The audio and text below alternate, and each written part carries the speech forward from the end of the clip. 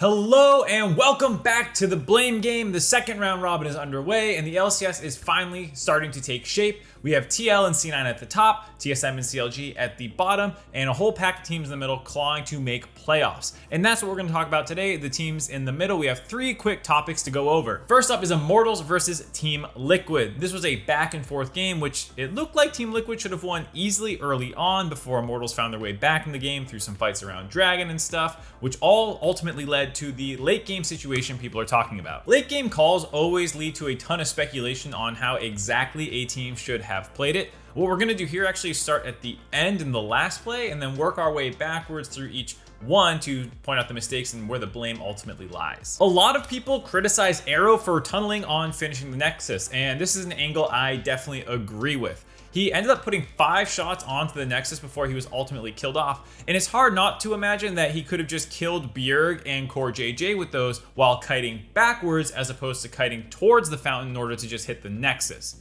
He probably just kills them if he does this, and then they're able to take the Nexus afterwards. That said, what the fuck was the rest of Immortals doing here? It seems like the team made the call to bum rush the Nexus and played the fight out with zero subtlety. Revenge and PoE are slightly off to the flank, and Bjerg drops his ult onto Xerxes as well as to zone Arrow from the fight.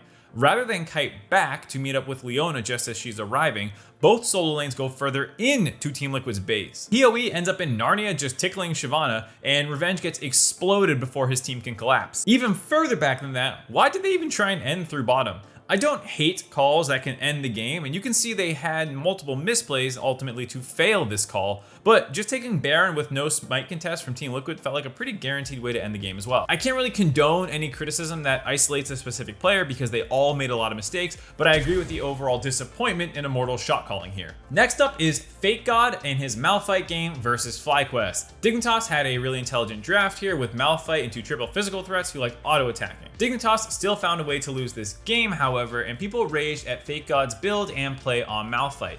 But is it fair? I've had this conversation with Emily Rand off camera a bunch of times. I really like Fakegod, and I want him to do well, but every time he makes a good play, before the praise has even left my mouth, he finds a way to do something wrong that will then make me look like an idiot for trying to gas him up. And it was the same thing with this game. It starts with a somewhat preventable death to a Hecarim gank. I think Dig as a whole didn't respect Hecarim's clear speed as someone, presumably River, pings out his path from Krugs to Raptors, which will obviously end on Scuttle. Fakegod has a trinket up and wants to finish clearing the wave before he drops it in River to spot Jose. Jose is already there, however, and shows the patience that he needs so that his charge doesn't knock Fakegod towards his turret after the flash goes through. I say it's a team problem because someone could have said it's 30 seconds till Jose is top, which would have baited Fakegod. The real criticism for Fakegod comes to his ultimate usage, but honestly, his first ult in teamfights is fine in my opinion and better than I remembered. He clearly wants to triple knock up Zilean, Nautilus, and Hecarim, but Hecarim is just barely able to get out of range with how fast he is. If they land that, then Victor, Jinx, and J4 can win that fight even without some of their ults being up, since Takuli can't res anyone while he's airborne.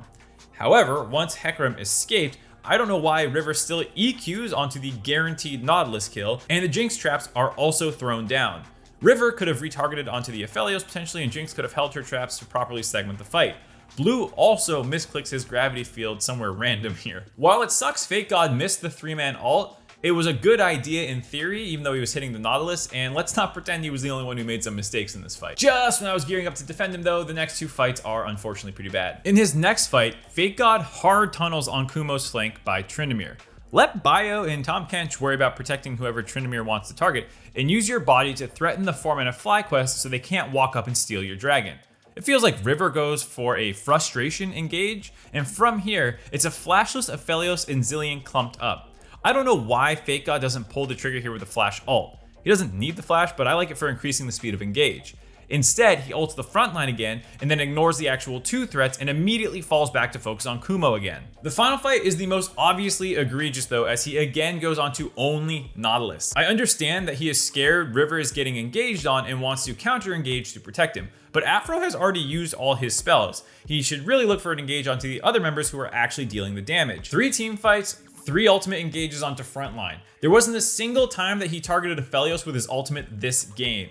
And that's before we even get into the problems with the build. The criticism feels justified, and it feels bad as well. Fakegod is having a very tough split, and unfortunately it feels like Dignitas is kind of handicapped and hard ceilinged with how he's playing right now. I hope both for his own sake and the sake of Dignitas as a team, he starts stepping up a little bit. The last topic this week is Ablazeolive and his Corki package that saved TSM. People spend a lot of time speculating on whether or not Ablazeolive knew whether this interaction existed or not, and I was gearing up to defend Ablazeolive. Like, listen, I know pros can sometimes be a little troll about the things they do or don't know, but surely he knows about this interaction. Most champion knockbacks or dashes will go over walls. All displacement abilities can go over walls unless specifically coded not to. It's easier to default into assuming things can go over walls than not. Where there was that fight where the Gnar ultimate into the package that sent some of you over the wall out of the damage. What did you think of that? Honestly, that fight was crazy. I wasn't, everything was like, explosive on my screen, right? But I had a lot of confidence that we could win that fight. Well, fuck me, he didn't know. This one's fair too, I guess. But I'll still defend the decision to go in there and try and package. It was a good play and the right one after Gnar landed the 3-man stun. Every Corki's going in there. The only thing you can say is that he probably should have targeted a little bit further behind the wall so that the package knocked them over into the river and kept him safe on the far side of the wall. But honestly, you have to move pretty quick there, so you could even argue that was just a mouse misposition. Anyways, that's gonna do it for this week of the Blame Game. Thank you all for tuning in. 3 agreements in a row. I feel like that rarely happens, but a couple of these I started picking to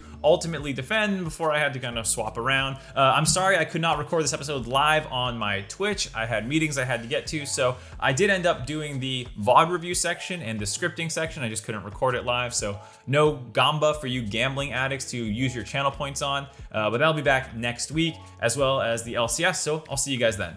Well, LCS is officially kicked off, and I know what you're concerned about, and that's just performance. How will North America perform? It's all about perform, perform, perform. Well, listen, I can tell you one great way to get an amazing performance, and that's with an Alienware computer.